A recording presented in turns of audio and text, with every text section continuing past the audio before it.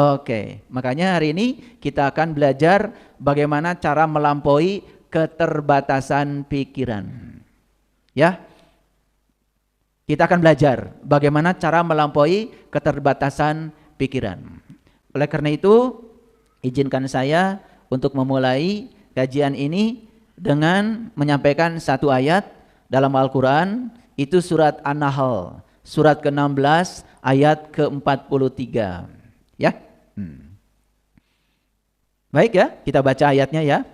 A'udzubillahi minasyaitonirrajim. Bismillahirrahmanirrahim. Wa ma arsalna min qablika. Dan kami tidak mengutus sebelum kamu illa rijalan nuhi ilaihim, kecuali ya laki-laki yang kami beri wahyu.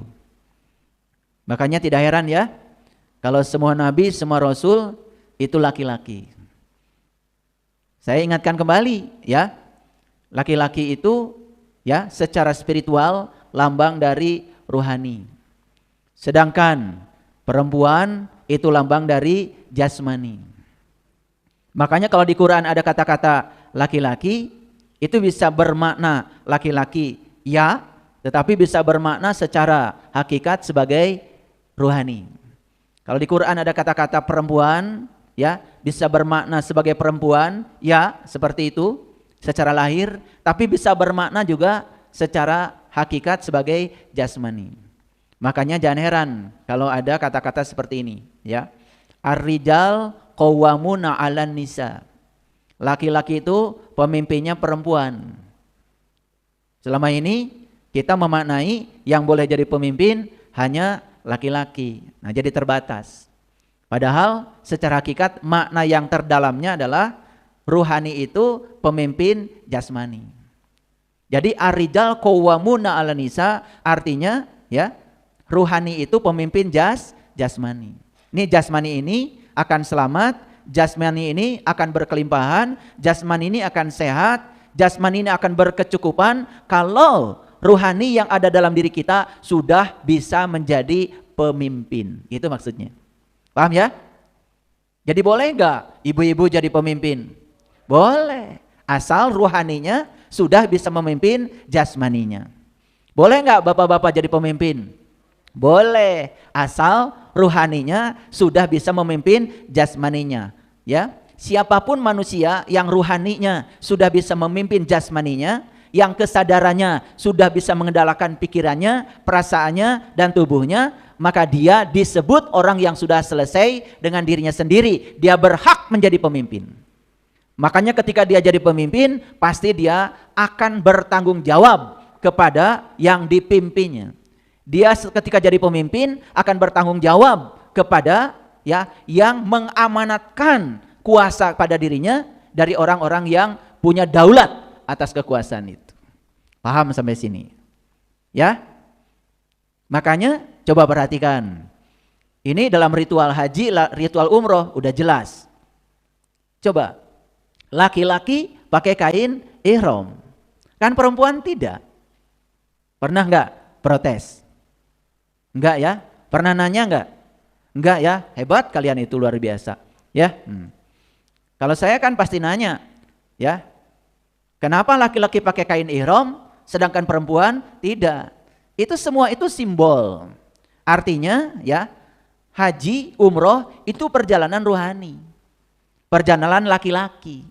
Maka laki-lakinya pakai kain ihram. Ihram itu kain yang tidak dijahit. Apa maknanya? Perjalanan rohani ini akan lepas landas, akan selesai, akan mencapai tujuan kalau kita sudah melepaskan jahitan, melepaskan ikatan-ikatan pada yang menghalangi perjalanan kita. Baru ngerti ya, padahal sudah umroh berapa kali ya. Makanya coba perhatikan, begitu kita sa'i, ya, begitu lewat lampu hijau, kan laki-laki harus lari. Yang perempuan walaupun guru senam, jalan aja. Pasti nggak nanya kan? Nggak nanya. Karena kasihan, kalau nanya pun yang ditanya nggak ngerti. Itu maknanya urusan rohani harus sungguh-sungguh, harus lari. Urusan jasmani ya jalan aja, biasa aja. Waktunya tidur, tidur. Waktunya ngurus cucu. Ya, jangan seluruh waktu dalam hidup ini dihabiskan hanya untuk mencari uang. Biarkan uang mencari kita. Ya, mau saya kasih tahu ilmunya biar uang nyari kita? Pasti mau ya. Nah, ikut saja pelatihan dirindukan uang. Ikut pelatihan ya. Ada pelatihannya di saya supaya dirindukan uang. Jangan kita merindukan uang. Tidak bagus itu ya. Tapi itu harus satu pelatihan ya. 2 hari cukup ya. Sehingga nanti biar uang rindu sama kalian. Mau apa tidak? Ya ikut pelatihan aja. Karena ini kalau saya bicara itu sekarang habis nanti. Judul ini gak kelar-kelar. Ya, jadi waktu sa'i laki-laki lari, perempuan jalan. Itu maknanya urusan ruhani harus sungguh-sungguh. Urusan jasmani ya biasa aja. Karena kalau kita mengejar Allah, pasti dunia akan ikut. Tapi kalau kita mengejar dunia, kita gak dapat dua-duanya. Gak dapat dunia, gak dapat Allah gitu. Makanya perhatikan orang yang benar ya berketuhanan, yang sampai pada tingkat isbatul yakin, fid dunya hasanah wa fil akhirati hasanah, tidak akan kekurangan. Kelihatan dari tubuhnya sehat, pikirannya bernas, cerdas. Dan ini yang akan saya sampaikan hari ini. Bagaimana caranya kita bisa melampaui ya keterbatasan pikiran. Tapi ini prolog dulu sedikit. Tadi saya awali dengan nyanyi biar rileks. Jadi maaf tadi saya lupa. Padahal itu lagu ciptaan saya sendiri. Biar nanti diedit saja sama tim IT. Pernah dengar gak? Waktu bagi warisan. Laki-laki 2 bagian. Perempuan 1 bagian. Wah kalian benar-benar. Yang laki-laki serakah 2 bagian. Yang perempuan 1 bagian aja walaupun hidupnya susah. Makanya kalau saya disuruh menjadi konsultan bagi waris, saya tidak pakai yang begitu. Karena itu sebetulnya simbolisasi untuk ruhani itu sebetulnya. Laki-laki 2 bagian, perempuan 1 bagian simbol. Artinya urusan ruhani harus lebih sungguh-sungguh daripada urusan jasmani. Kalau saya disuruh bagi waris jadi konsultan, saya tanya, siapa yang paling susah di sini? Gitu kalau saya. Ya. Wah, ternyata ya, yang paling susah itu adik perempuannya. Saya bilang sama yang laki-laki, kamu kerja apa? Direktur, Pak. Bagus. Berapa gajinya sebulan? Alhamdulillah 100 juta. Ya udah, kamu jangan pengen warisan ya. Kasih aja sama adikmu yang susah. Gitu kalau saya. Makanya nggak diundang lagi saya. Dianggap melanggar syariat gitu. Padahal syariat itu kan yang berhubungan dengan apa yang kita lihat. Betul apa tidak? Yang laki-lakinya direktur, warisannya 2 bagian. Yang perempuan, suaminya kerja, dia juga susah. Dia cuma dapat 1 bagian. Masa begitu? Masa begitu? Paham maksud saya? Ini supaya peringatan aja buat kalian yang suka rebutan warisan. Ya, lihat yang paling susah, kasih aja semua. Ya, yang kerja gajinya berkelimpahan, ya udah jangan pengen warisan. Itu aja kok susah. Paham? Pernah dengar gak? Kalau laki-laki mau akekahan katanya laki-laki kambingnya 2, perempuan 1 aja. Wah bener-bener kalian itu ya. Karena laki-laki kambingnya 2, perempuan kambingnya 1. Bener-bener gitu ditaati. Itu simbol. Simbol. Akikah itu sebenarnya pengganti. Makanya ketika lahir anak kita, baik laki-laki maupun perempuan, utamakan ruhaninya. Bukan jasmaninya, utamakan pendidikannya. Bukan urusan jajannya. Utamakan dari leher ke atas, bukan dari leher ke bawah. Gak apa-apa gak pakai emas, tetapi otaknya emas. Kincring-kincring. Tangannya emas, kakinya emas, semua emas. Otaknya gak emas. Tidak punya masa depan. Paham maksudnya? Nah, pernah dengar gak Bapak Ibu? Katanya di neraka itu kebanyakan perempuan. Langsung percaya? Langsung percaya? Nah itu.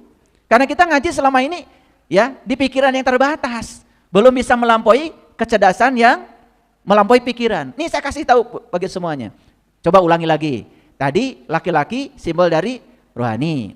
Perempuan simbol dari jasmani. Yang akan masuk neraka adalah kebanyakan perempuan. Maksudnya siapapun yang dalam kehidupannya mengutamakan urusan jasmani, ya pasti neraka. Masuk akal? Masuk akal? Coba kalian utamakan aja urusan jasmani.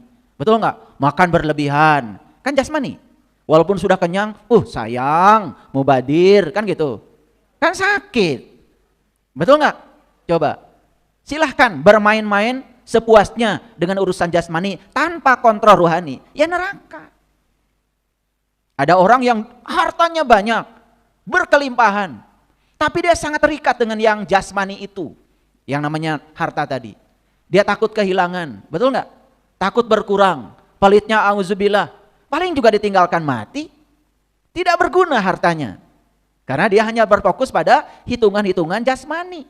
Nah, jadi di neraka itu kebanyakan perempuan, makna hakikatnya siapapun dalam hidup ini, baik laki-laki maupun perempuan, kalau hidupnya hanya mengutamakan urusan-urusan jasmani, ya pasti sengsara hidup. Tidak akan bahagia. Itu maksudnya, ya. Ini kadang-kadang ibu-ibu suka gampang dibohongi. Ya. Senang gak kalau dibohongi? Senang. Coba kalau ada orang membohongi kita, lalu kita percaya pada orang itu, tahu gak pesan spiritualnya apa? Ya pinter kalian ya. Pesan spiritualnya ketika ada orang membohongi kita dan kita ikut percaya pada orang yang bohong pada kita, itu pesan spiritualnya bahwa kamu masih bodoh gitu aja. Ya. Jadi kalau masih bodoh berarti harus belajar lagi. Makanya kalau ibu, bapak, kalau masih gampang ditipu sama orang lain, jangan nyalahkan penipu. Ya, justru berterima kasih pada penipu, kamu sudah datang untuk mengingatkan saya bahwa saya masih bodoh gitu aja. Ya. Nah, ini tipu menipu itu kan urusannya luas. Termasuk tipu menipu urusan keyakinan, tipu menipu urusan agama. Betul nggak? Kan banyak kan yang menjanjikan itu, menjanjikan ini, betul nggak? Padahal dia juga belum dapat yang dijanjikan itu. Ngerti maksud saya? Tapi kalian percaya.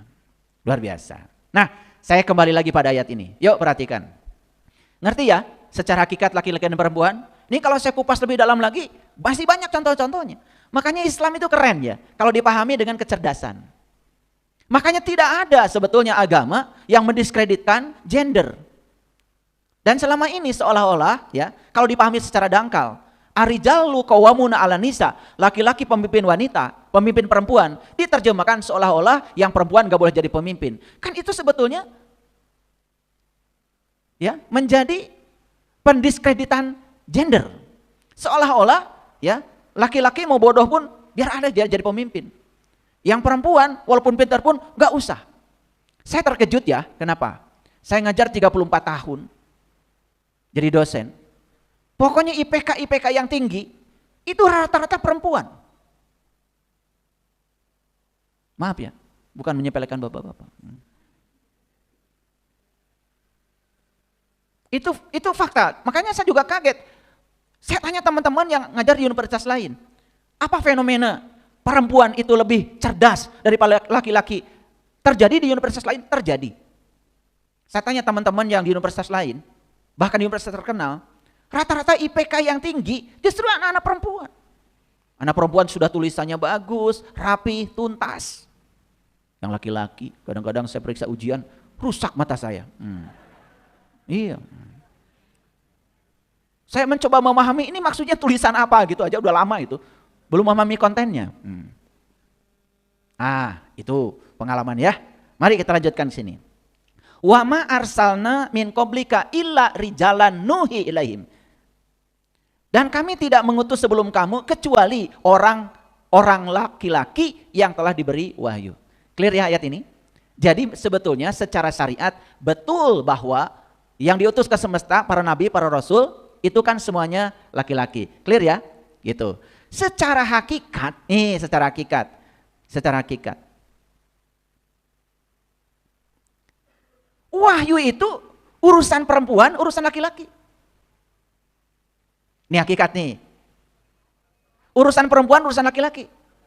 Urusan laki-laki berarti urusan rohani. Paham? Jadi ibu-ibu bisa nggak kira-kira ya memahami wahyu? Bisa. Kalau rohaninya bersih, rohaninya suci, rohaninya selaras, rohaninya harmoni.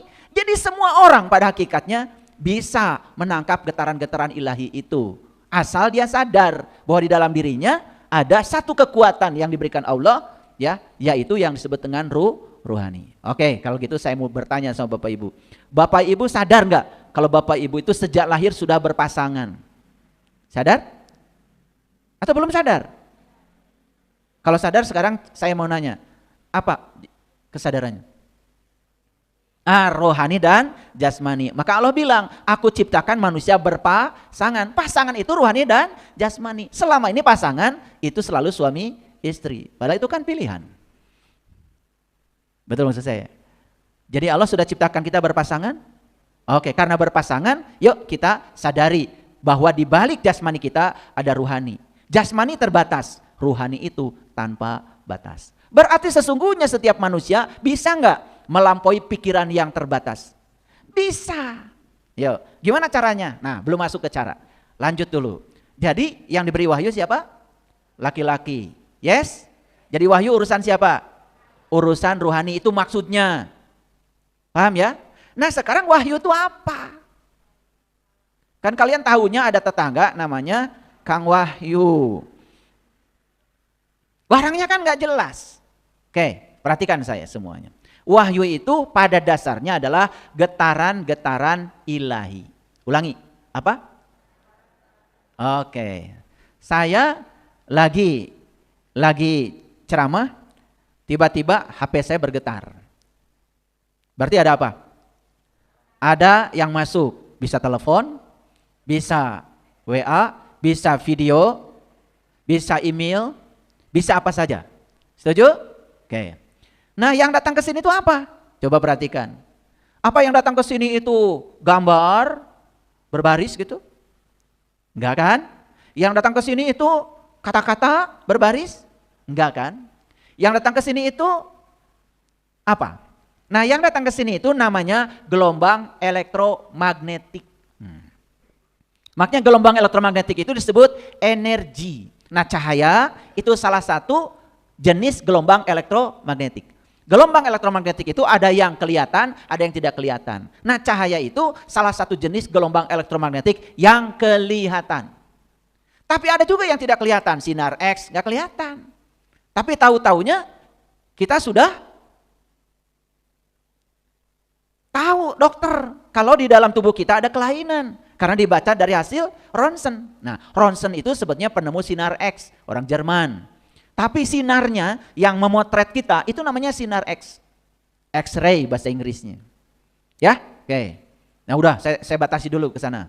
Jadi tadi HP saya bergetar berarti apa? Ada gelombang elektromagnetik yang masuk. Clear? Nah, apakah yang masuk itu gambar? Bukan. Yang masuk ini tulisan? Bukan. Yang masuk ini kata-kata? Bukan. Bukan, Bapak Ibu. Yang masuk ke sini adalah energi berupa getaran, frekuensi, vibrasi. Namanya gelombang elektromagnetik. Nah, elektromagnetik ada dua, elektro itu listrik, magnetik itu magnet. Jadi gelombang elektromagnetik itu perpaduan antara medan listrik dan medan magnet. Clear sampai sini? Oke. Tapi yang datang itu energi, tapi Bapak Ibu bisa membuka, begitu dibuka, oh video. Ternyata saudara kita lagi makan sama nasi timbel, pakai jengkol, tuh. Oh, yang masuk adalah untayan kata-kata. Bahkan yang masuk bisa jadi suara. Oke? Nah, satu. Yang kedua, perhatikan saya. Kok yang bergetar HP saya, bukan HP Bapak Ibu. Hebat ya? Tidak pernah ada kiriman WA salah alamat, gak pernah. Itu yang disebut dengan energi itu terkuantisasi. Jadi kita semua punya nomor HP yang berbeda, bukan? Satu digit saja berbeda, dari sekian untaian nomor HP itu pasti kita akan salah kirim. Nah, setiap kita punya nomor HP yang berbeda. Nomor HP itu mencerminkan frekuensi kita. Makanya begitu dikirim ke nomor HP kita, berarti kita itu sedang selaras dengan frekuensi yang mengirim.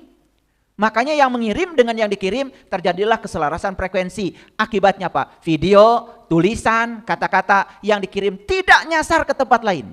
Clear sampai sini? Oke. Ini saya ajarkan yang gampang aja, yang gampang. Jadi yang nyampe ke sini itulah getaran sebetulnya. Nah, tubuh kita ini, ya tubuh kita ini mana? Lebih canggih tubuh, lebih canggih HP.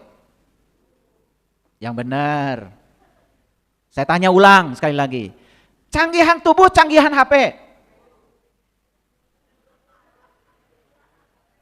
Kok kalian ragu-ragu? Coba yang di rumah gimana? Canggihan tubuh, canggihan HP?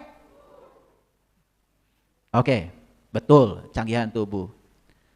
Ya. HP kalian ya iPhone terbaru. Dijaga. Si canggih. Betul enggak? Takut jatuh. Dilindungi? Dilindungi pakai macam-macam. Alat pelindung.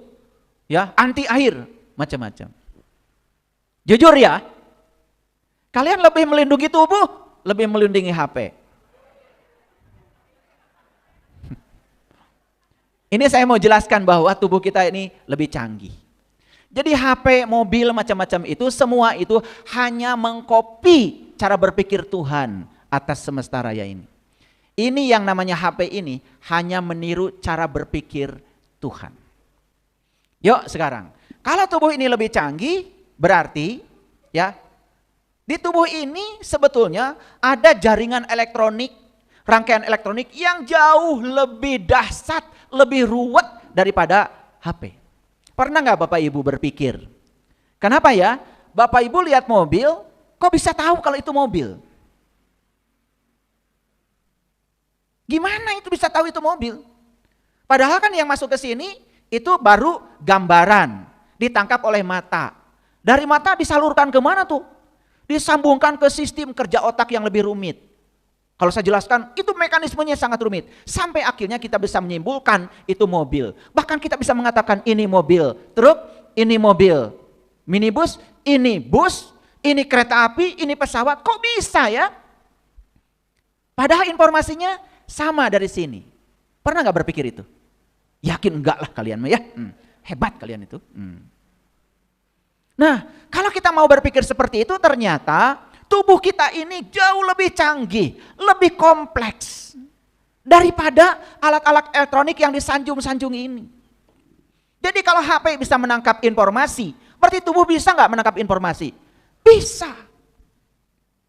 Makanya semua orang-orang spiritual, apalagi di kajian saya tempo hari, ya, fisika sudah mengantarkan manusia menemukan God particles, yang disebut dengan partikel Tuhan, yang disebut dengan Higgs boson. Partikel Tuhan itu bukan berarti Tuhan tersusul oleh partikel-partikel, bukan begitu. Saking partikel itu bermakna luar biasa dalam kehidupan ini, maka makna yang luar biasa itu akibatnya para ilmuwan menyebut frasa seolah-olah itu partikel Tuhan. Frasa ya, itu sebutan dari para ilmuwan. Bukan berarti itu Tuhan, bukan. Aslinya namanya Higgs boson. Jadi Higgs boson ini gunanya adalah bisa menciptakan medan Higgs. Dan medan Higgs itu yang memberi bobot pada semua partikel-partikel lain. Elektron diberi bobot oleh boson. Kalau elektron tidak diberi bobot, tidak ada elektron, tidak ada atom, tidak ada molekul, tidak ada kalian. Tidak ada dunia, tidak ada matahari, tidak ada bintang. Maka saking keberadaannya luar biasa, maka Higgs boson ini disebut God particles. Luar biasa. Nih kalau saya jelaskan secara fisika, wah itu bisa menangis Bapak Ibu. Yang ngerti. Boro-boro kalian menangis ya. Baca istighfar gak nangis, baca bismillahirrahmanirrahim gak nangis, baca alhamdulillahirabbil alamin gak nangis karena gak ngerti. Coba kalau alhamdulillahirabbil alamin disadari, segala puji habis buatmu ya Allah, karena engkau sang keberadaan, engkau sang kehadiran. Tidak ada satu peristiwa pun yang terjadi di semesta tanpa kehadiranmu ya Allah. Kalau itu disadari, nangis pasti kalian. Apalagi yang ingin dipuji, yang ingin disanjung, bohong. Katanya segala puji habis buat Allah. Lalu hak Allah pun kamu curi. Suka nggak? Senang dipuji? Ih ibu, ani gelis. Ih sahat ya. Jika menang maneh nawe, irung mancung teh. Betul apa tidak? Iya.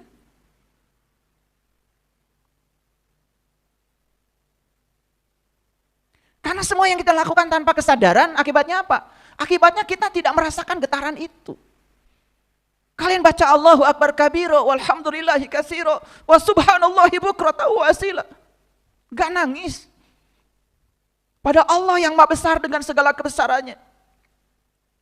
Segala puji hanya milikmu ya Allah. Dan sucikanlah Allah pagi dan petang. Apa pagi? Apa petang? Bukankah pagi itu pertemuan antara malam dengan siang? Pertemuan antara gelap dengan terang. Petang itu pertemuan antara terang dengan gelap. Makanya setiap kamu menemukan kegelapan, pertemukan segera dengan terang. Itu pagi dan petang.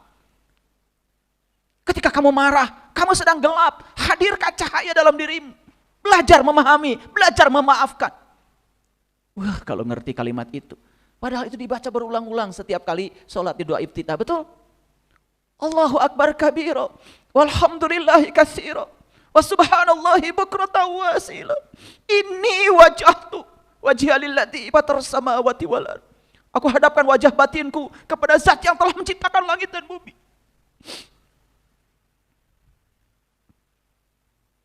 Gak ada air mata di situ. Kering kerontang. Kita mengucapkan itu kosong. Gak ada maknanya, gak ada isinya, gak ada getarannya. Berulang kali kita mengucapkan kalimat itu.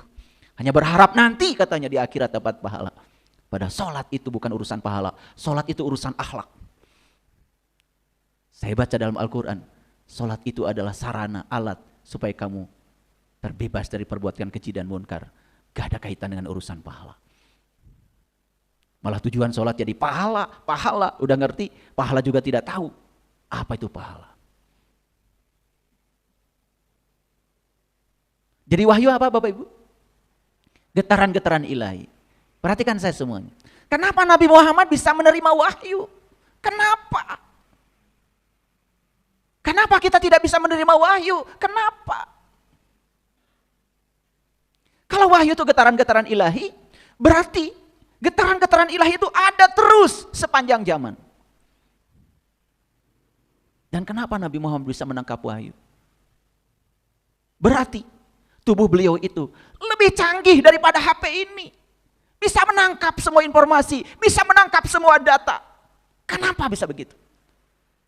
Coba ingat tadi. Ibu bapak kirim WA sama saya. Tidak akan nyasar ke tempat lain. Karena ada kesamaan frekuensi. Ada kesamaan energi. Karena Nabi Muhammad itu memelihara dirinya supaya beliau selaras dengan pencipta alam semesta ini. Tidak pernah mengotori dirinya. Tidak ada kebencian, tidak ada iri hati. Dijaga oleh dirinya kesucian jiwanya. Laki-laki sejati dalam dirinya. Dijaga itu. Maka beliau bisa resonansi dengan getaran-getaran ilahi. Maka bisa menangkap wahyu. Jadi tadi saya bilang, yang datang ke HP kita ini kan energi. Kan tidak pernah Bapak Ibu melihat ada gambar gitu berderet-deret. Lagi ngobrol, tiba-tiba ada orang kirim video. Tiba-tiba jengkol, nasi timbal gitu. Ada kelihatan? Kan tidak. Yang datang energi, di balik energi itu ada informasi. Informasi itu bisa kata-kata, bisa tulisan, bisa gambar, bisa apa saja. Seperti itu sebetulnya mekanisme para nabi, para rasul menangkap wahyu. Yang ditangkap adalah getaran-getaran ilahi. Nah setelah ditangkap informasinya, itulah yang disampaikan kepada kita.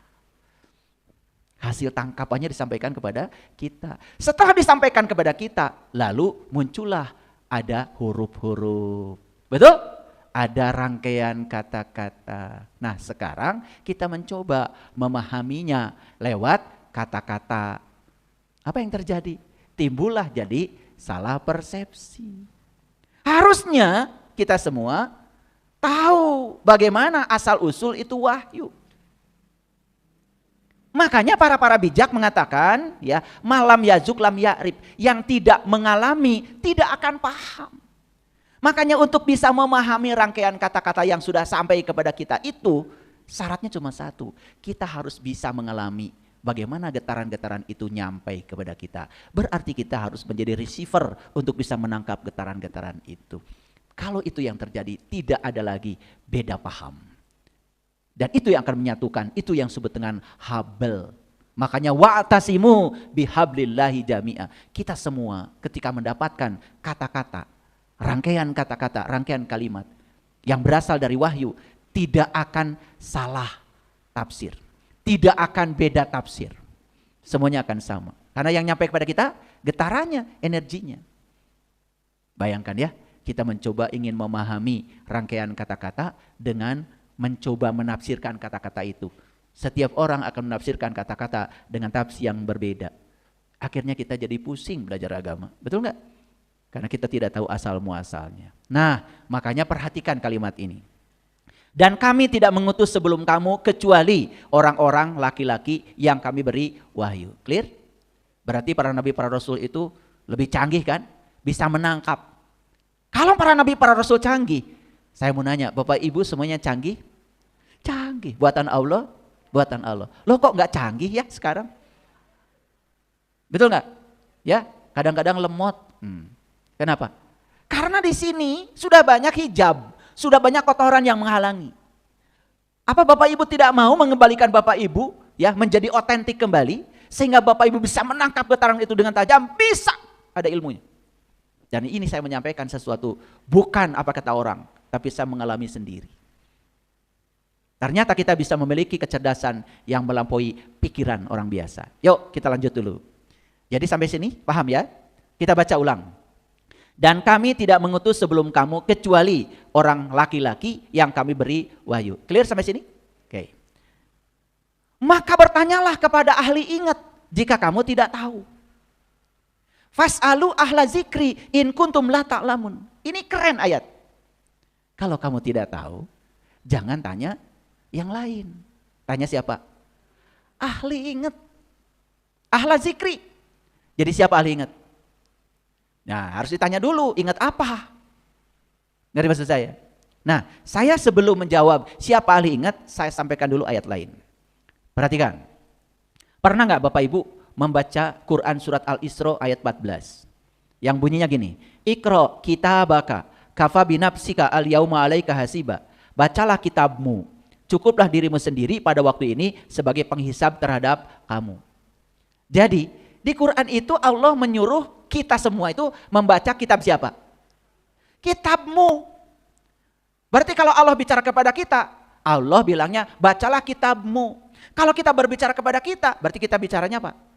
Aku harus membaca kitabku. Keren gak? Keren gak? Jadi kita itu disuruh membaca kitabku. Nah ini.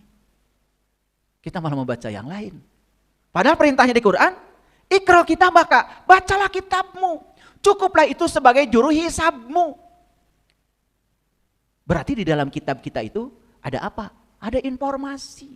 Informasi tentang apa? Informasi tentang diri kita. Makanya kita bisa menghisab diri kita, bisa merefleksi, bisa mengevaluasi diri kita. Makanya saya berulang kali mengatakan, alam hisab itu bukan nanti, sekarang di sini Bapak Ibu. Karena kalau bukan di sini, kapan perbaikannya? Evaluasi diri itu sekarang supaya kita bisa memperbaiki diri. Kalau nanti gimana mau perbaikinya? Tidak perlu ada evaluasi kalau tidak ada kesempatan untuk perbaikan. Clear sampai sini? Oke, saya mau nanya sama Bapak Ibu. Saat Nabi Muhammad dapat ayat ini, sudah ada Quran belum? Belum. Waktu Nabi Muhammad dapat ayat zalikal kitab la raiba fi hudal lil muttaqin. Ini kitab gak ada keraguan padanya, petunjuk bagi orang yang bertakwa. Sudah ada gak kitabnya? Padahal Allah bilang ini kitab. Kalau ini ada barangnya. Jadi Nabi Muhammad membaca apa Bapak Ibu? Membaca apa? Menemukan diri, mengenal ilahi Robbi, menemukan jalan pulang, terbang melayang, menemukan tempat asal semua kejadian. Itu yang dibaca. Yang dibaca oleh Nabi Muhammad adalah diri sejatinya. Maka karena beliau membaca diri sejatinya, beliau jadi kenal siapa Tuhannya. Makanya kitab itu dalam bahasa agama disebut kalamullah. Kalam itu sifat, Allah itu zat. Sifat dan zat tidak pernah berpisah. Jadi kitab yang sejati tiada lain adalah Allah itu sendiri, ada bersama setiap orang. Lebih dekat daripada urat nadi setiap orang. Masuk akal? Masuk akal? Pertanyaannya, sudahkah Bapak Ibu bisa membaca kitab sejati itu? Makanya karena belum bisa membaca kitab sejati itu, kita jadi kekurangan informasi. Kita hanya membaca semua informasi yang berdasarkan panca indera dari luar. Akibatnya jadi salah kaprah. Karena yang di luar itu banyak yang disebut oleh kita A, hakikatnya belum tentu A. Bahkan secara fisika kuantum yang disebut dengan materi di alam semesta, apa yang kita sebut materi pun ternyata secara fisika tidak benar-benar materi. Itu hanya energi-energi yang berpilin. Wah, kalau kita bicara fisika kuantum jadi mengerti. Nah, udah kita tunda dulu sampai di situ. Sekarang saya mau nanya Bapak Ibu, apakah dalam darah Bapak Ibu ada Allah? Dari mana Bapak Ibu tahu? Dari Allah kan? Allah bilang, wa huwa ma'akum, aku bersama kamu. Bahkan Allah ngasih informasi, aku lebih dekat daripada urat nadi lehermu. Masuk akal? Jelas Allah bersama Bapak Ibu? Ingat, makanya Sang Maha Tunggal itu berada dalam setiap bentuk. Bukan Allah banyak. Sang Maha Tunggal ada setiap bentuk. Maka Allah bilang, aku meliputi semesta raya. Clear sampai sini? Oke. Kalau dia ada bersama kita, lebih dekat daripada urat nadi leher kita, berarti kitab sejati itu ada pada diri-diri kita? Ada. Berarti ayat ini masuk akal kalau Allah menyuruh baca? Ikra kitabaka, baca kitabmu, kitabmu, kitabmu. Cukup itu sebagai juru hisab. Nah, Bapak Ibu itu harus belajar keterampilan membaca kitab diri, kitab sejati. Itu yang disebut dengan ilmu mengenal diri. Maka Nabi Muhammad mengatakan, ilmu yang seperti itu namanya ilmu ma'rifatullah. Keren Bapak Ibu. Makanya Nabi mengatakan, makrifat itu adalah modalku, akal pikiran sumber agamaku. Perhatikan saya, siapapun yang sudah diterangi cahaya makrifat, maka akal pikirannya menjadi sumber agama. Akal pikirannya menjadi bernas, cerdas, bisa melampaui segala keterbatasan. Memahami syariat, memahami thariqat, memahami hakikat, memahami makrifat. Utuh keilmuannya. Gitu. Clear sampai sini? Oke. Belum, tenang aja, ini belum masih pembukaan ini. Oke, perhatikan sekarang, lihat saya semuanya, ya. Dalam Quran surat Al-Ankabut ayat yang ke-45, ini sering saya sampaikan, Allah menyampaikan, bacalah apa yang telah diwahyukan kepadamu, yaitu kitab. Jadi sebenarnya kitab itu ada pada diri kita? Ada. Bisa dibaca? Bisa. Cuman masalahnya kita sekarang belum tahu cara bacanya. Makanya diutuslah para nabi, para rasul. Tugasnya beliau-beliau itu sebetulnya mengajarkan pada kita bagaimana cara membaca kitab itu. Itulah harusnya tugasnya para ulama. Bukan ngurusi yang lain-lain. Bantu umat ini supaya dia bisa membaca kitab sejatinya. Kalau dia bisa baca kitab sejatinya, dia mengenal dirinya, mengenal Tuhannya. Perilakunya pasti baik. Tidak mungkin menjarah rumah orang, gak mungkin. Gak mungkin. Tidak mungkin menyakiti orang, gak mungkin. Tidak mungkin merusak fasilitas publik, gak mungkin. Maka di Quran, hanya orang-orang yang mengaku beriman yang suka membuat kerusakan di muka bumi ini. Bukan orang beriman, yang mengaku beriman. Cuma ngaku-ngaku doang. Yang iman beneran, gak mungkin. Insan isbatul yakin, hadir sebagai penyejuk jiwa. Insan isbatul yakin, beri nafas bagi semesta. Insan isbatul yakin, sebagai pelepas dahaga jiwa. Insan isbatul yakin, penerang bagi kegelapan jiwa. Asik. Saya juga nggak tahu kata-kata itu meluncur bukan dari pikiran saya, dari intuisi. Nah, sebentar lagi kita masuk ke situ ya. Perhatikan dulu Bapak Ibu ya. Bacalah apa yang telah diwahyukan kepadamu, yaitu kitab. Sudah diwahyukan? Sudah ditiupkan, sudah bersama kita. Tapi kita tidak menyadari kehadirannya. Kita tidak tahu cara membacanya. Itu masalah kita. Makanya sempit pikiran. Seolah-olah hidup itu terbatas. Padahal hidup itu tanpa batas Bapak Ibu. Tanpa batas. Makanya siapa yang sudah bisa membaca kitab, baru boleh mendirikan sholat. Sholatnya gak akan mabuk. Sholatnya pasti cuma ingat kepada yang sudah disaksikannya. Kan Nabi Muhammad juga Isra Mi'raj dulu baru sholat. Sesungguhnya sholat itu mencegah dari keji dan munkar. Baru sholatnya bisa mencegah dari keji dan munkar. Karena sudah tahu siapa yang disembahnya. Keren banget. Keren nggak Bapak Ibu ayat ini? Pernah nggak baca ayat ini? Ya pernah sekarang ya. Nah makanya perhatikan kalimat berikutnya ya. Wala zikrullahi akbar, sesungguhnya tidak ada lagi yang paling akbar kecuali mengingat Allah. Ulangi. Tidak ada yang lebih akbar, yang lebih besar kecuali mengingat Allah. Dan mengingat Allah itu yang paling besar. Dan mengingat Allah hanya bisa dilakukan oleh mereka yang sudah tahu dan kenal kepada Allahnya. Yang sudah bisa membaca kitab diri yang ada dalam dirinya. Clear sampai sini? Oke, sekarang kita mundur pada ayat yang tadi. Yuk mundur ke sini. Ulangi ya. Apa katanya? Yuk mundur ke An-Nahl dulu, An-Nahl 43. Dan kami tidak mengutus sebelum kamu kecuali orang-orang lelaki yang kami beri wahyu. Clear? Sudah tidak perlu saya ulang lagi ya. Laki-laki ngerti ya? Wahyu ngerti ya? Wahyu urusan laki-laki, urusan perempuan? Ya, kalau begitu perempuan bisa memahami wahyu? Bisa, karena dalam diri perempuan juga ada laki-lakinya. Makanya sudah sepasang bukan? Adil nggak Allah Bapak Ibu? Adil. Boleh nggak Ibu Tuti jadi pemimpin? Boleh. Boleh nggak Pak Tato jadi pemimpin? Ya, bukan hanya Tato, Tuti juga boleh. Paham sampai sini? Ya, lanjut ya. Nah, kecuali orang-orang laki-laki yang kami beri wahyu kepada mereka. Maka bertanyalah kepada ahli ingat jika kamu tidak mengetahui. Clear sekarang? Siapa ahli ingat di sini? Jelas, orang yang sudah ingat kepada Allah, orang yang sudah tahu kitab sejatinya, orang yang sudah terbuka mata kolbunya, dan orang yang sudah bisa menyaksikan diri sejatinya, orang yang sudah mengenal kepada Tuhan. Di ayat lain Allah beri gelar orang ini namanya ulul albab. Para nabi, para rasul di zamannya menyebut orang-orang ini ahlul bait, ahli-ahli baitullah. Baitullah itu kolbu Bapak Ibu.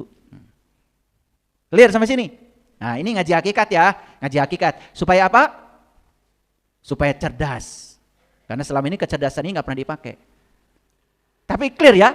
Jadi yang harus ditanya kalau Bapak Ibu tidak tahu siapa? Ahli ingat. Ulangi, yang harus ditanya kalau Bapak Ibu tidak tahu siapa? Tidak tahu apa? Itu masalahnya. Tidak tahu Allah. Makanya kalau kamu tidak tahu Allah, tanyalah pada ahli ingat. Karena ahli ingatlah yang sudah tahu dan kenal kepada Allah. Clear? Makanya kalau bertemu dengan ahli ingat, orang-orang yang sudah mencapai kesadaran, jangan tanya yang receh-receh. Jangan minta doa kaya. Jangan minta doa supaya gampang jodoh. Mintalah kepada dia petunjuk supaya kita ditunjukkan jalan menuju Allah. Itu. Jangan minta doa-doa mustajab. Gak punya dia. Clear sampai sini? Nah. Makanya Allah di Quran, di surat Al-Ahzab, surat ke-33 ayat 41, beliau mengatakan, ya ayyuhallazina amanu, ya, uzkurullaha dzikran katsir. Hai orang-orang yang beriman, ingatlah Allah dengan ingatan yang sebanyak-banyaknya. Lihat saya semuanya. Yang boleh, yang diseru untuk mengingat Allah di ayat ini, hanya orang yang beriman. Jadi siapa orang yang beriman? Kata Nabi, al-iman tasdikun bil qalbi, wa ikrarun bil lisan, wal amalun bil arkan. Orang beriman itu yang sudah selaras kolbu, lisan dan perbuatannya. Kenapa? Karena kolbunya sudah terbuka, sudah kenal kepada Allah, lisannya pun terjaga. Tidak mungkin bohong, tidak mungkin menyampaikan hoax, tidak mungkin menyakiti orang. Yang terucap dari mulutnya kata Quran, illa kilan salaman salama. Tidak ada yang keluar dari mulutnya kecuali ucapan damai dan mendamaikan. Kita butuh ini sekarang. Kita butuh orang yang sejati, bukan orang yang palsu. Tapi orang-orang seperti ini memang terkadang tidak mau menampakkan diri. Dia bersembunyi di tempat terang karena dia orang biasa. Saking biasanya sering disepelekan. Tidak pakai atribut apa-apa. Karena dia sudah signlessness, gak butuh atribut. No atribut, no gelar. Tidak pakai apa-apa. Lanjut? Oke. Sudah mulai mengerti atau tambah pusing? Oke, jadi sekarang sekali lagi saya tanya. Tanyalah ahli, ingat. Jika kamu tidak tahu. Tidak tahu apa? Tidak tahu jati dirimu. Nah, pengetahuan tentang jati diri itu sering disebut pengetahuan inti. Sebelum kita belajar pengetahuan-pengetahuan yang lain. Yang lain itu hanya pengetahuan turunannya, suplemennya. Yang pokoknya adalah pengetahuan tentang jati diri. Inilah masalah kita hari ini. Ya, kenapa orang gampang diprovokasi, kenapa orang gampang marah, gampang tersinggung, itu karena dia tidak tahu jati dirinya. Dia lupa, dia datang ke dunia ini untuk membawa cahaya Tuhan. Masih ingat lagu yang tadi? Makhluk cahaya berkarya di alam maya pada berkendaraan raga berbekal daya semesta menemukan diri, mengenal ilahi Robbi, menemukan jalan pulang, terbang melayang, menemukan tempat asal semua kejadian. Asal kejadian diri kita aja kita nggak tahu, betul nggak? Nah, perhatikan Bapak Ibu, pernah nggak Bapak Ibu mendengar kata intuisi? Ya, nah intuisi. Saya menggunakan referensi yang keren. Saya menggunakan referensi dari Carl Jung. Ya, ini sudah tidak asing lagi. Kalau orang-orang yang belajar spiritual pasti mengenal nama ini. Ya, Carl Jung ini ya bukunya banyak sekali, buku-buku spiritualnya. Ya, beliau mengatakan intuisi adalah salah satu dari 4 fungsi utama dari pikiran manusia. Berikut sensasi, pikiran dan perasaan. Jung menganggap intuisi sebagai fungsi psikologis dasar yang menengahi persepsi dengan cara yang tidak sadar. Jadi kadang-kadang kita mikir berat-berat gak muncul-muncul. Begitu kita lampaui pikiran, malah istirahat, rileks. Ya makanya ada jenis-jenis gelombang otak, ada gelombang beta, gelombang alfa, gelombang delta, gelombang theta, gelombang gamma. Nah, ketika kita bisa turun dari gelombang beta ke alfa aja, tidak terlalu capek memikirkan sesuatu. Malah tidak memikirkan, malah datang jawabannya. Nah, itu yang dikatakan dengan ya menengahi persepsi dengan cara tidak sadar. Intuisi menggunakan kita ya, memungkinkan kita terhadap kemungkinan situasi yang bersifat ilahi. Nah, jadi intuisi ini memungkinkan kita untuk mengalami situasi yang bersifat ilahi. Jadi kita bisa resonansi ketika di tingkat itu. Makanya jangan terlalu percaya ketika makin keras berpikir, makin banyak ilmu. Saya sudah mengalaminya. Saya kerja di laboratorium fisika material elektronik. Setiap hari yang saya lakukan adalah karakterisasi bahan. Baik secara elektrik maupun secara optik. Bahkan ya kita juga secara mekanik. Jadi kalau bahan itu bisa dikarakterisasi secara elektrik, secara mekanik, secara optik. Oh, alat-alatnya macam-macam. Itu pasti yang keluar dari alat-alat itu data. Nah, ketika data itu ditafsirkan, diinterpretasi hanya menggunakan pikiran biasa, kadang-kadang lelah, pikiran tidak sanggup. Tapi begitu kita rileks, pindah dari gelombang beta ke gelombang alfa, hanya dengan sholat duhur dulu, kemudian meditasi dulu, rileks dulu, malah jawabannya datang secara tiba-tiba tanpa pikiran sadar. Itu namanya intuisi. Mungkin Bapak Ibu pernah mengalami itu ya. Oke, tetapi bagaimana intuisi itu supaya ada terus-menerus, itu masalahnya.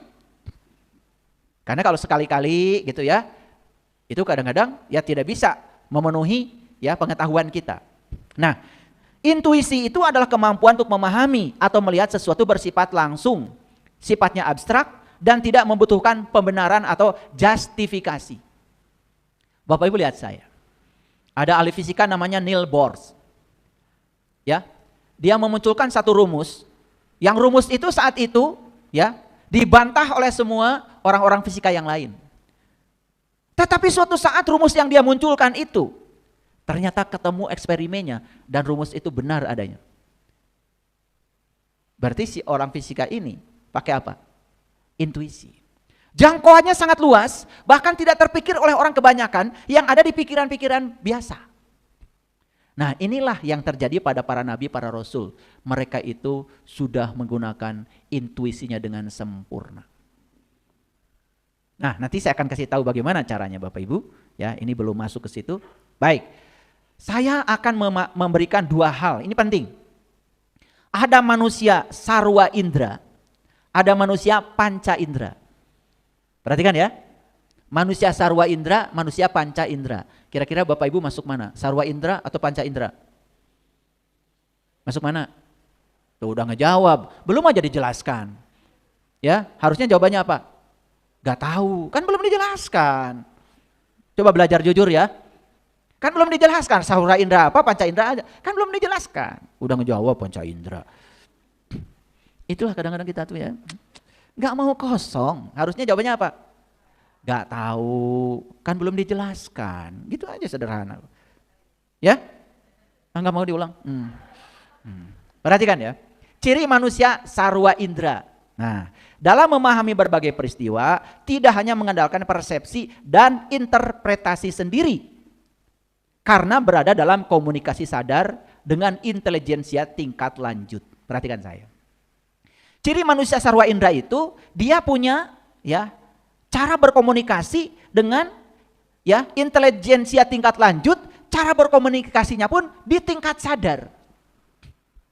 Paham ya? Coba perhatikan Bapak Ibu tadi.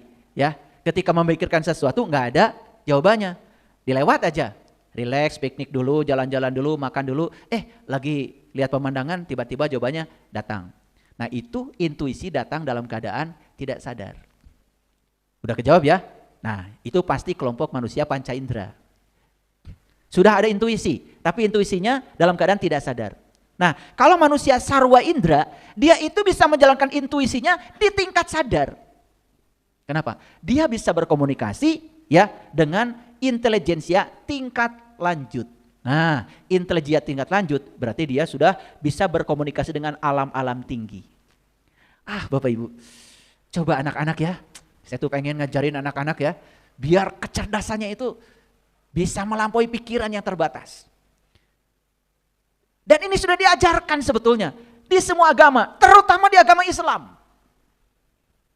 Saya berani untuk mengatakan bahwa Al-Quran itu kalau benar mempelajarinya, bisa membuat seseorang melampaui pikiran-pikiran terbatasnya.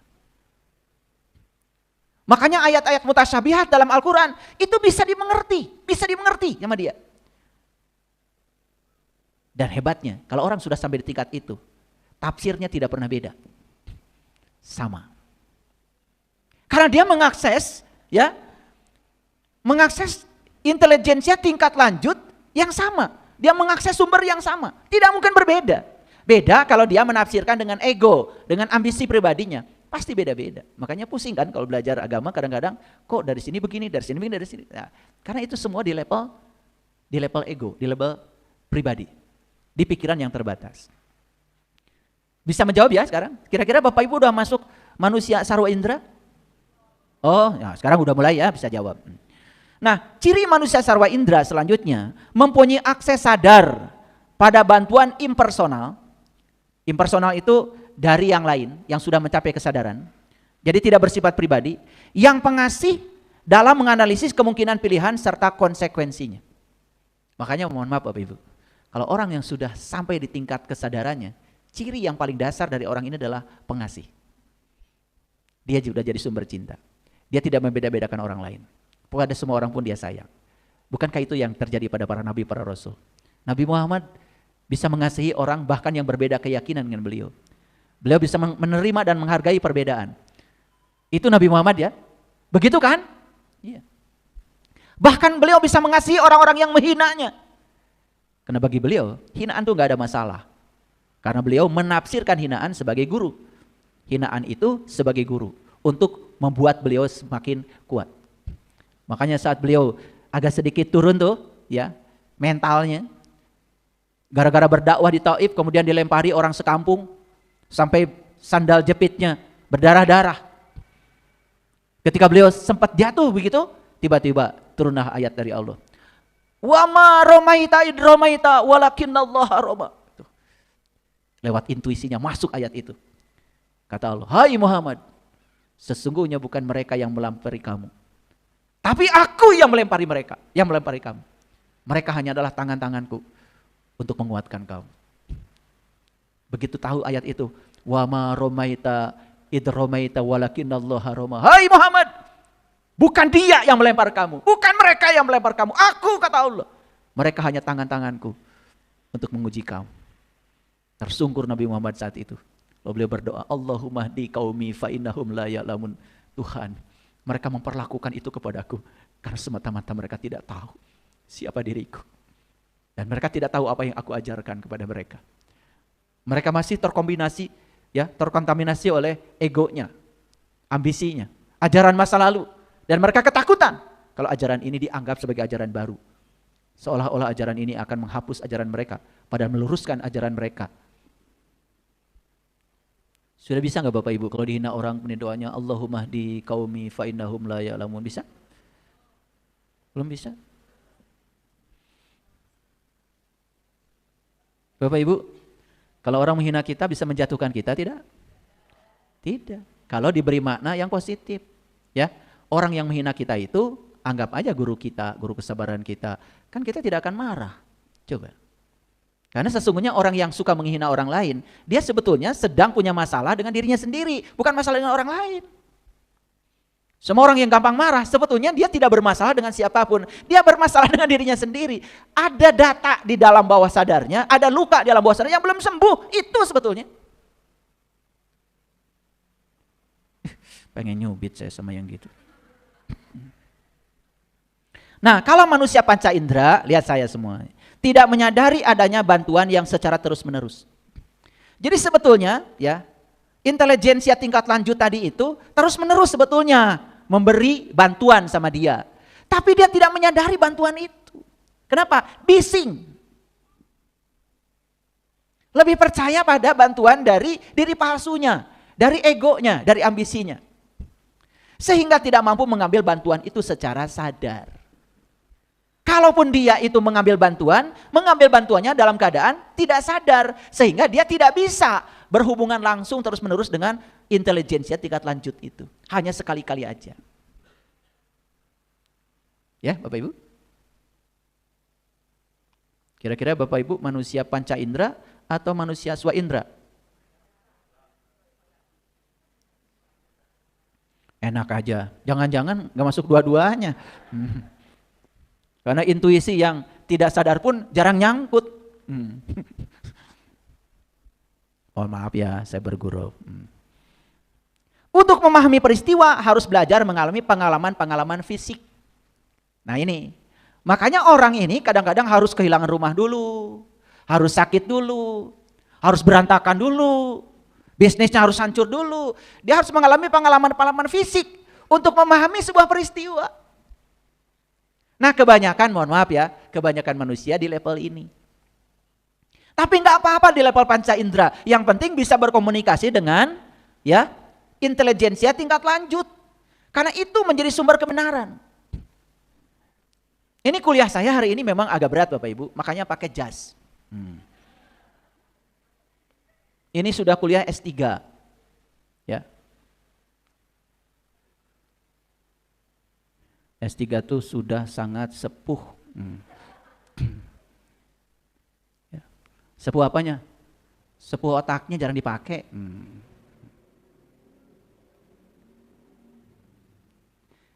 Jadi dia untuk memahami peristiwa harus mengalami pengalaman-pengalaman fisik. Harus sakit dulu, baru tahu cara hidup sehat. Gitu. Makanya Bapak Ibu, daripada mengobati kan lebih bagus mencegah. Makanya saya tidak mau ya baru memulai kehidupan setelah tubuh ini hancur. Mas saya jaga. Pagi-pagi saya sarapannya probiotik. Saya makanya bikin produk. Saya bikin nanas difermentasi. Saya bikin buah naga difermentasi. Dan itu fermentasi itu sangat bagus. Saya bikin bawang putih difermentasi. Bawang putih itu punya yang namanya zat kimia namanya alisin. Alisin itu antioksidan yang tidak dimiliki oleh tumbuhan lain kecuali adanya di bawang putih. Alisin ini bisa memperbaiki ya pembuluh-pembuluh darah yang sudah banyak plaknya akibat makan tidak bagus. Maaf ya bapak-bapak nih yang merokok.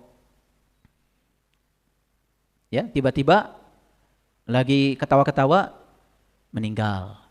Itu karena ada penyumbatan di pembuluh darah. Ya, itu harus sadar. Kalau melakukan akibat yang buruk, ya segera perbaiki. Ya. Jadi tubuh ini harus fit ya Bapak Ibu, harus sehat. Ciri orang yang spiritualnya bagus, fisiknya juga sehat.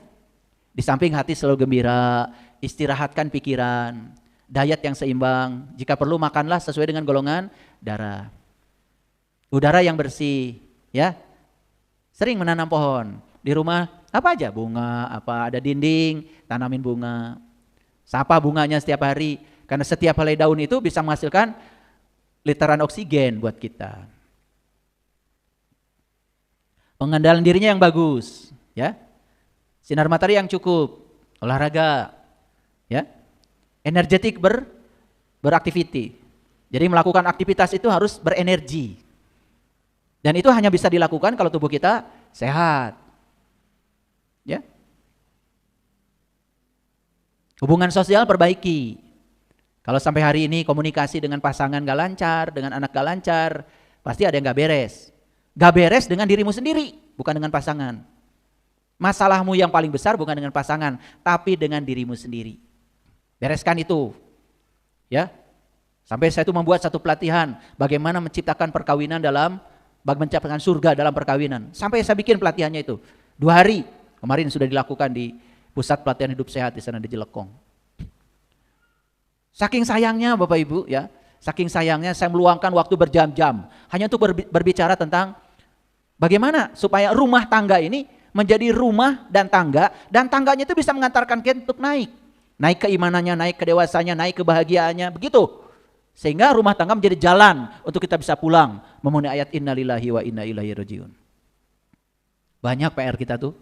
Kenapa? Karena selama ini kita hidup nyaris tanpa kesadaran. Nah baru seusia begini, baru sadar, wih ternyata salah semua. Pikiran salah, kata-kata salah, tindakan salah, sering melemahkan diri sendiri. Gitu? Nih. Saya baru ngalami kejadian Bapak Ibu. Saya dulu ya, ketika saya masih belajar,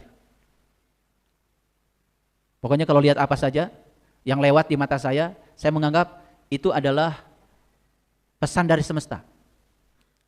Dan suatu saat pasti hal itu akan terjadi pada diri saya. Saya ada sedikit ya terbesit dalam batin saya ingin sesuatu. Tapi niatnya satu, ya. Untuk menjadi mitra dalam perjalanan spiritual saya. Ada orang datang ke rumah, ngobrol ngalor ngidul. Tiba-tiba ada waktu enggak besok atau lusa ke Jakarta? Ya udah, saya ke Jakarta, pas hari itu ada waktu. Begitu mau pulang, tiba-tiba saya dibawa ke garasi. Disuruh milih mobil. Mobilnya semua ada di situ. Ya namanya saya disuruh milih. Masa diangkut semua? Milih satu aja. Jadi saya baru sadar, ternyata alam semesta ini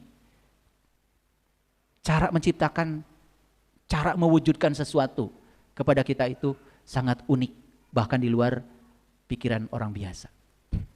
Coba Bapak Ibu, kita selama ini kan selalu berpikir, saya akan punya mobil kalau saya punya uang. Maka kita terus mencari uang untuk mendapatkan mobil. Kalau saya udah lewat, saya akan punya mobil walaupun gak ada uang. Kan gak pakai uang, mobilnya dikasih. Jadi semesta itu cara mewujudkan keinginan kita itu luar biasa. Jadi kalau orang masih mengatakan hidup ini terbatas, itu sebenarnya ada masalah dengan diri kita sendiri. Padahal di dalam diri kita itu kan ada Dia, Sang Maha Segalanya. Betul nggak? Yang siap untuk memenuhi segala kebutuhan kita. Dan memang Bapak Ibu harus praktek ya, praktek. Harus praktek ya. Makanya setelah belajar dengan saya seperti ini, praktek ya.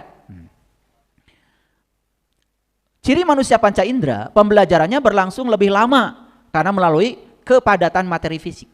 Akibatnya untuk mencapai kesadaran itu dia lebih lama yang panca indera ini. Kenapa? Karena dia harus melewati dulu ya pengalaman-pengalaman fisik yang menyakitkan untuk mencapai satu kesadaran. Jadi lebih lama. Bahkan dia harus berulang-ulang datang ke dunia ini. Harus berulang-ulang. Dan setiap pengulangan pun belum tentu mengalami kemajuan. Maaf Bapak Ibu. Ya, ada orang yang melakukan kesalahan yang sama berkali-kali coba. Sudah bisnis yang pertama hancur, yang kedua hancur, yang ketiga hancur. Tapi tidak dapat pesannya. Terus aja modal. Ada nggak kayak gitu Bapak Ibu? Siapa? Saya nggak tega nyebut. Ciri manusia panca indera ketika dia belajar kepercayaan misalkan akan mengalami pengalaman ketidakpercayaan sehingga menimbulkan kesalahpahaman yang menimbulkan ketegangan dan pengalaman yang menyakitkan. Karena apa? Karena dia segala sesuatu harus lewat panca indera. Semua dari sini yang diolah oleh pikiran, yang dipersepsi dan interpretasi oleh pikiran yang terbatas. Tetapi kalau swa indera, dia tidak lewat panca indera. Bahkan panca inderanya mati. Makanya saya baru tahu kalau di Quran ada kata-kata begini Bapak Ibu. Ud'u rabbakum tadarruan wa khufyatan. Ud'u rabbakum tadarruan wa khufyatan. Undanglah Tuhanmu tadarruan wa khufyatan dengan penuh rasa hormat dan tersembunyi. Makanya nanti suatu saat ya saya akan ajarkan bagaimana cara berdoa. Karena kata Quran doa itu cuma dua, tadarruan wa khufyatan. Itu Quran Bapak Ibu. Dan saya melihat praktek-praktek doa yang selama ini dilakukan banyak orang, kok tidak ngikutin ayat itu gitu loh. Saya juga nggak ngerti pedoman hidupnya apa. Jadi kalau ditanya pedoman hidup apa Bapak Ibu? Quran. Tapi kalau ditanya kenapa berdoanya begitu? Teuing teu nyaho. Betul nggak? Gitu. Karena kita nggak pernah apa ya? Tidak pernah memunculkan rasa ingin tahu yang dalam. Itu aja. Ciri manusia panca indera selalu menafsirkan kata-kata dan tindakan orang lain dengan cara yang salah. Jadi lebih terjebak pada apa yang dikatakan orang, yang dilakukan orang. Dan dia beri tafsir, ya. Itu manusia panca indera. Semua mengandalkan apa yang lewat panca indera. Makanya Nabi Muhammad kira-kira manusia panca indera, swa indera. Swa indera, tidak tertipu oleh yang di luar. Karena langsung bisa berkomunikasi secara sadar dengan intelijensia tingkat lanjut. Makanya Bapak Ibu jangan heran ya kalau di Quran Allah mengatakan laqad kafarul ladzina qalu innallaha salisu salasa. Kalau berbicara tentang ketuhanan, ada namanya Nurullah kalau di Islam. Ada yang namanya Nur Muhammad, ada Nur Insan. Nur Insan sebut jiwa. Nah si jiwa ini punya akses pada Nurullah lewat Nur Muhammad, maka disebut wasilah. Ih keren Bapak Ibu kalau mengerti itu, apalagi kalau mengalami. Jadi wasilahnya udah ketemu nih ya, udah ketemu ya. Sehingga bisa mencapai Allah karena dia selalu berhubungan dengan intelijensia tingkat lanjut. Nah, intelijensia tingkat lanjut itu wujud nyatanya barangkali itulah yang disebut dengan Nur Muhammad secara hakikat. Makanya di sini ada sidik, ada amanah, ada fatonah, ada balagoh. Itu hidup Bapak Ibu. Jadi kalau melakukan tindakan yang salah itu langsung mengoreksi. Gitu enggak Bapak Ibu? Atau enggak?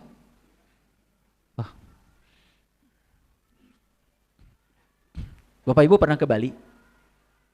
Ke Bali ya? Itu batu-batu yang bongkahan kayak gini-gini itu di Bali dibikin patung Bapak Ibu. Dan ketika masih bongkahan kayak gini, itu palu-palunya gede-gede tuh, pahatnya gede-gede. Jadi untuk menghilangkan satu bagian sini, gitu, hilang, lepas. Nah nanti kalau sudah membentuk tuh, mulai itu palunya kecil Bapak Ibu. Pahatnya juga kecil-kecil tuh. Sudah mulai misalkan mematung bagian kepala, rambut, kecil-kecil. Apalagi bulu mata, kecil-kecil. Itu pahatnya tuh jarumnya kecil-kecil Bapak Ibu. Beda dengan masih bongkahan kan, hilangkan bagian ini, hilangkan bagian sini, hilangkan ini. Bahkan tanpa menggunakan pahat, langsung pakai palu besar. Nah kalau saya menggambarkan itu, kira-kira perjalanan Bapak Ibu ini masih bongkahan atau sudah mulai terbentuk? Jawab dong. Bongkahan. Makanya perlu palu yang gede. Makanya saya ini kayak ngasih palu nih, palu godam, ngasih pahat yang gede-gede gitu. Karena kalau udah nggak mati. Makanya sebetulnya Bapak Ibu, semua palu, pahat itu adalah sarana untuk membentuk supaya hasil akhirnya terbentuk menjadi patung yang indah gitu loh. Paham ya? Jadi sebetulnya Allah itu sedang membentuk kita. Kadang-kadang kita harus dibentuk dengan pukulan yang kuat, pahat yang besar. Ya cek Allah teh, mun leutik paluna maneh mah teu ngarti. Gede ge teu ngarti wae cenah cek Allah teh. Jadi hebat Allah itu ya.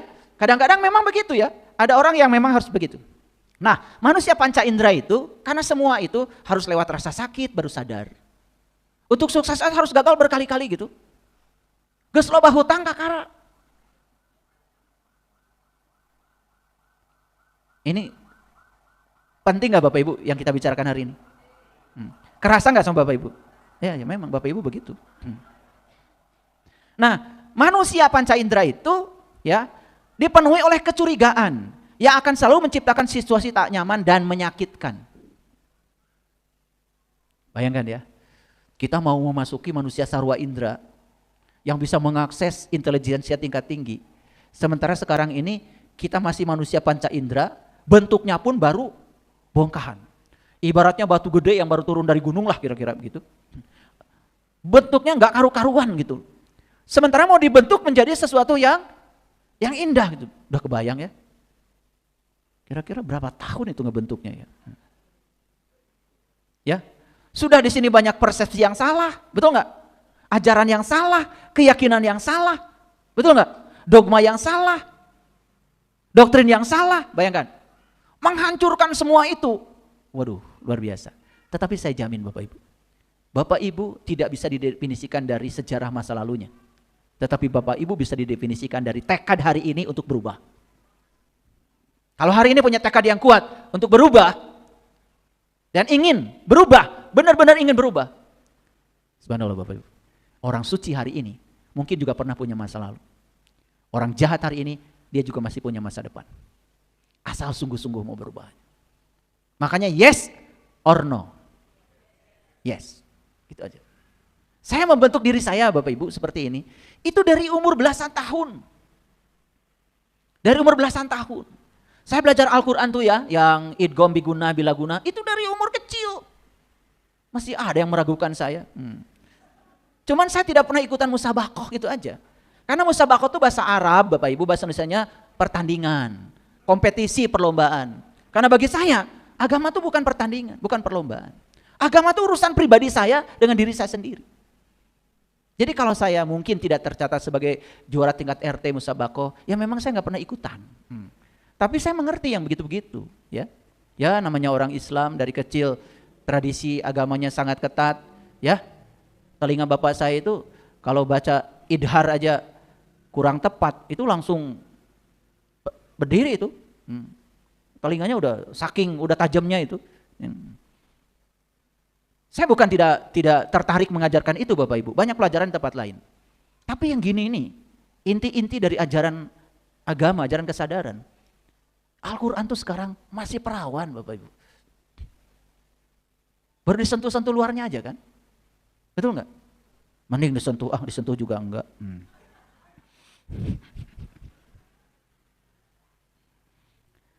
Cara berevolusi yang salah, perhatikan. Jadi artinya kita ini sekarang mau berevolusi dari mana? Dari manusia panca indera menuju manusia sarwa indera. Untuk apa sih tujuannya? Supaya kita tuh bisa mengakses ya, intelijensia tingkat lanjut, sehingga itu bisa diakses dalam keadaan sadar. Sehingga kita ini bisa mengakses energi yang di dalamnya ada informasi. Makanya orang yang bisa mengakses alam-alam tinggi itu Bapak Ibu, pengetahuannya tidak pernah membosankan. Karena dia bukan pengetahuan hafalan, bukan. Itu pengetahuan intuitif namanya. Itu yang kemudian di Quran disebut ilmu laduni.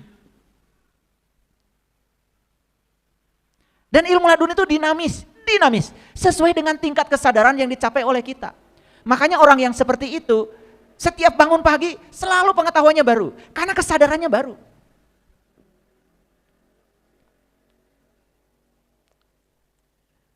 Cara berevolusi yang salah. Jiwa yang tidak mengungkapkan belas kasih dan keselarasan sulit menerima belas kasih dan cinta dari ruhnya. Jadi ruhnya sendiri mau menyalurkan cinta dan belas kasih kepada jiwa yang seperti ini sulit. Karena harus diawali dengan si jiwa ini harus dilatih untuk berbelas kasih. Gimana caranya? Sederhana Bapak Ibu. Ketika memilih marah, ya, dia kemudian daripada memilih marah, dia memilih memaafkan. Daripada memilih serakah, dia lebih baik memilih rasa berkecukupan. Jadi dia tidak mau menciptakan karma-karma yang negatif. Yang karma negatif itu justru akan membatasi kesadarannya. Nah, membatasi kesadaran berarti membatasi akses si jiwa ini untuk bisa mengakses intelijensia tingkat lanjut tadi. Paham sampai sini? Cara berevolusi yang benar gimana? Perhatikan. Setiap pengalaman dalam hidup kita, itu saya bilang tadi, itu adalah utusan dari semesta untuk membentuk kita. Paham? Nah, cara membentuk tadi ingat ya, kadang-kadang palunya besar, kadang-kadang kecil. Kadang-kadang pahatnya besar, kadang-kadang pahatnya kecil. Betul nggak? Itu. Jadi kalau kok saya pahatnya gede-gede terus, ya karena kamu memang masih belum ada bentuknya. Gak jelas. Karena kalau sudah membentuk ya pahatnya kecil-kecil aja. Ini cuma kekurangan bulu mata. Itu aja. Gitu? Ini kekurangan kempot di pipinya. Kecil aja, gak usah pakai pahat yang gede. Jadi sekarang Bapak Ibu, kalau sekarang dalam diri kehidupan Bapak itu masih dar gitu. Dar, udah sadari aja. Berarti saya belum terbentuk apa-apa. Sehingga palunya harus palu godam, pahatnya harus gede-gede, gitu aja. Tapi nanti Bapak Ibu rasakan ya, setelah bagian-bagian yang tidak penting itu dipahat habis, mulai lebih smooth lagi. Ya, bahkan tidak usah ada sentuhan pun sudah ngerti sendiri. Saya tuh pengen begitu sebetulnya, Bapak Ibu teh kabeh anak. Kalau sudah begitu, saya ingin melihat di kehidupan saya itu umat manusia ini tidak ada penderitaannya. Semua manusia itu bahagia, tenang, damai, saling menyayangi, tidak saling bermusuhan. Tidak ada iri. Itu sebetulnya tujuan saya. Jadi tidak usah meragukan lagi kenapa saya berani mengemukakan kebenaran ini. Karena saya ingin berarti dalam hidup saya. Di sisa usia saya ingin memberikan kontribusi pada kesadaran semesta, dari kesadaran yang saya capai. Saya tidak membawa misi apa-apa. Saya tidak dikendalikan oleh siapa-siapa. Itu tujuan saya. Jadi setiap pengalaman itu tidak pernah dia bertanya, mengapa ini terjadi? Tetapi pesan apa ya Allah yang hendak Engkau sampaikan kepada saya?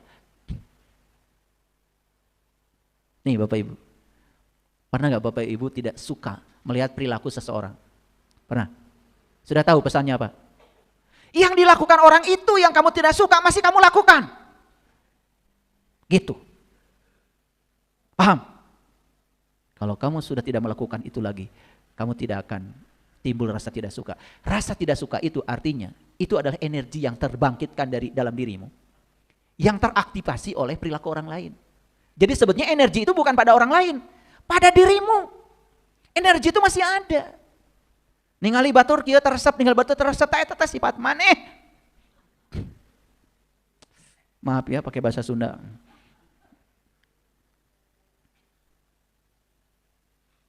Bahkan dia bukan sekedar menangkap makna dari pengalaman, tapi cara terjadinya pengalaman itu dia sudah paham.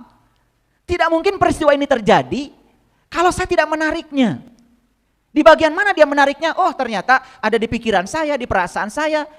Ya toh? Saya yang menarik ini semua. Jadi tidak menyalahkan Allah, tidak menyalahkan pihak yang di luar. Tidak Bapak Ibu. Semua terfokus pada diri sendiri. Karena dia tahu setiap pengalaman yang terjadi pasti ada makna. Setiap pengalaman terjadi pasti ada sebab yang menimbulkan pengalaman itu terjadi.